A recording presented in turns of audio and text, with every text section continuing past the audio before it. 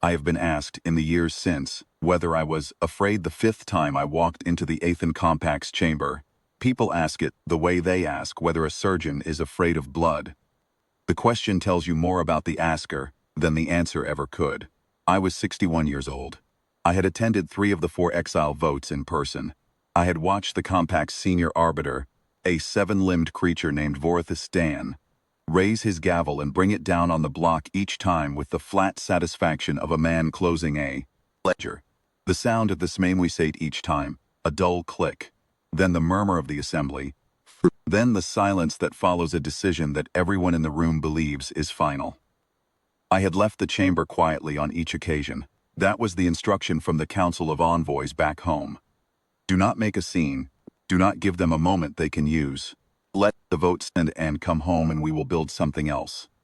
And so I had left quietly, and we had built something else, and then built something else again, and then something else after that. That is the thing the Aethon Compact never understood about us. They thought exile meant erasure. They had been erasing species from their trade lanes for 300 years, and those species had stayed erased. Because most civilizations, when cut off from the markets and the corridors and the supply agreements folded inward, they contracted. Isolation is a slow starvation, and most civilizations will beg before they starve. They did not know what to do with the civilizations that use the isolation to get fat. I will start at the beginning because the beginning matters. The first vote was 41 years before the morning I am describing. I was not yet born. Compact had offered Earth a provisional trade seat, the lowest tier, the kind they give to systems whose resources they want, but whose voices they do not. My predecessor, an envoy named Carver's Holm, had declined it and asked for a full voting seat instead. He had asked calmly, with documentation, citing 4 separate clauses in the Compact's own founding charter that established the criteria for full membership, and explaining precisely how met all 4. The Compact had caucused for 11 minutes and then voted to deny and to restrict. Earth was barred from the primary transit corridors pending reapplication, which was the polite language for exile. Carver's Holm had nodded, gathered his documents, and left. The second vote was 19 years later. I was 22 and had just joined the diplomatic service. The restriction had been in place 2 decades, during which Earth had negotiated independent bilateral agreements with 11 of the Compact's member species, had opened 3 alternative transit corridors through systems the Compact did not control, and had established a sovereign trade registry that other non-Compact systems had begun using. Earth reapplied for full membership. The Compact had not been watching carefully enough, had looked at the application and seen an opportunity to formalize the subordinate relationship they had always intended. They offered us the provisional seat again. The same provisional seat. We declined again. They voted to extend and deepen the restriction. I had read the transcript of that session many times. The arbiter who presided had reportedly said, during the closed recess, that Earth would come to its senses within a decade. He died 12 years later, in office, still waiting.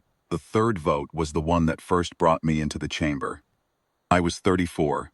Assigned as trade attaché to the joint delegation.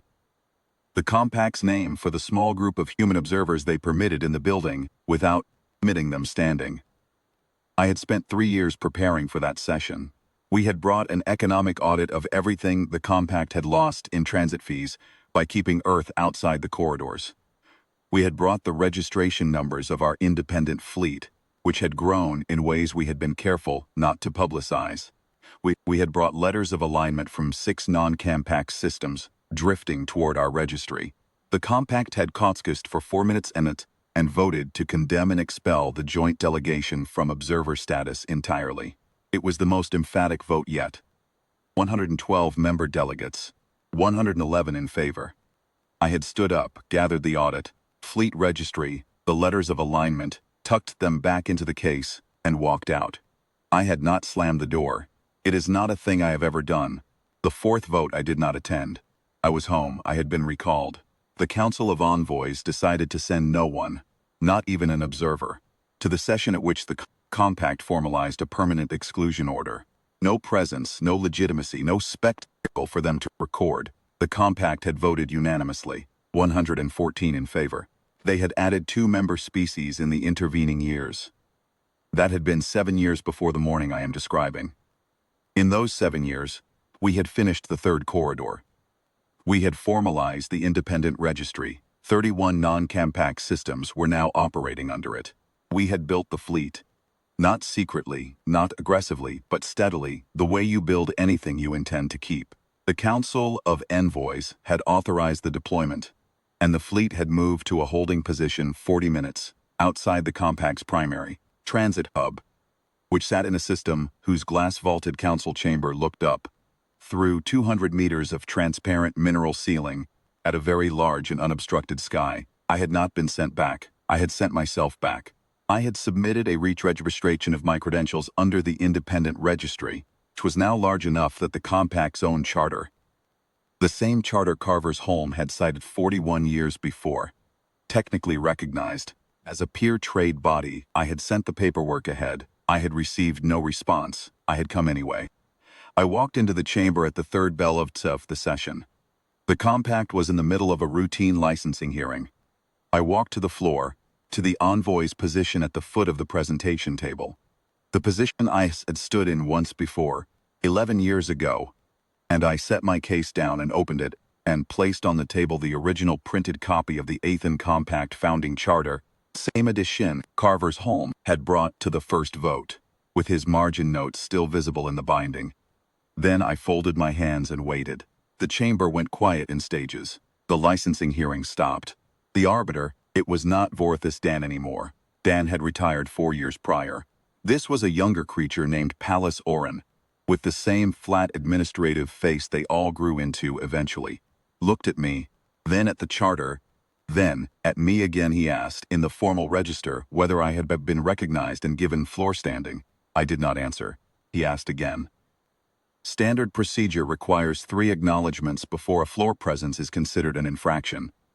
On his third question, I looked up, not at him, but up past him, through the vault of the ceiling to the sky above. They saw it before he did. Delegates in the upper tiers who had a better angle on the dome. The murmur started there and rolled down through the chamber like a temperature change. Pallas Oren turned. The fleet was not an aggressive formation. It was not a threat posture in any technical sense. It was a transit formation, the standard column that our independent registry required for corridor approach. 109 ships. Front runners were already inside the Compact's primary transit zone, well within range of every scope in the building. I watched Pallas Oren look at the sky for a long time. I watched him look back at the charter on the table. I watched him do the arithmetic that every arbiter before him had declined to do, the arithmetic that started with 4 exile votes and ended with what was sitting above his ceiling. He said something, not to me, to his own floor secretary, and his voice had lost the flat administrative register. What he said was a question about the registry numbers. How many independent systems were currently ratified under the human trade body? His secretary consulted a screen. The number she gave him was 38. It had been 31 when I left home. 7 more had ratified during my transit. Picked up the founding charter. I put it back in my case. I closed the case. I had what I had come for. He asked me, his third question now abandoned, his procedure forgotten, what Earth wanted. I told him a full voting seat, as originally requested, and that the transit column above would stand down once the formal ratification was recorded. That was all. 2 sentences. He voted. The chamber voted.